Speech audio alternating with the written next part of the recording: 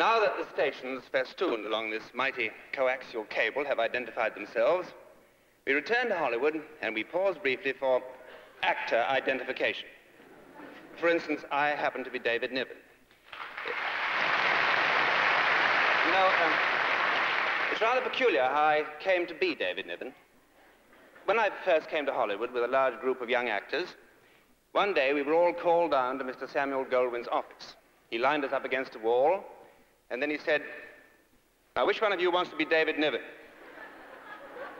It was a sort of reflex action. I didn't want to be David Niven at all. I wanted to be Robert Wagner. It seemed sort of younger somehow.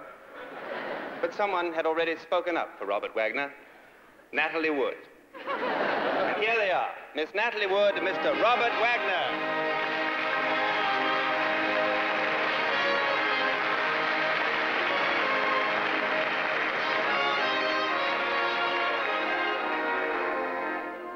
Good evening, David.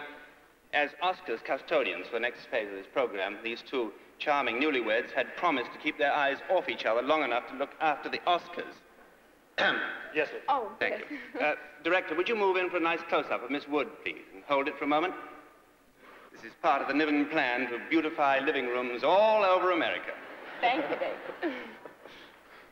And now to further that plan, here is an exciting objet d'art who has decorated theater screens in many memorable movies, Miss June Allyson.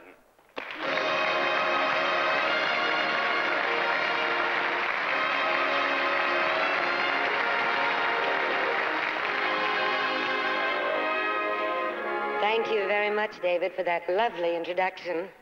But if you were a true friend of mine, you would explain how nervous I am. You nervous? Oh, yes. My husband, Dick Powell's picture is up for an award in this category. Well, I'm a bundle of nerves.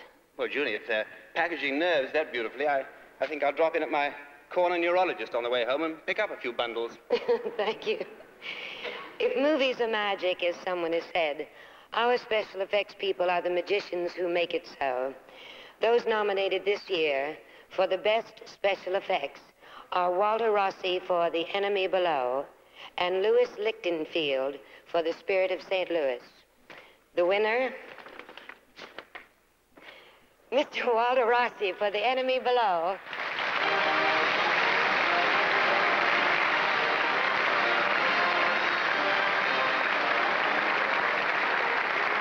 Congratulations.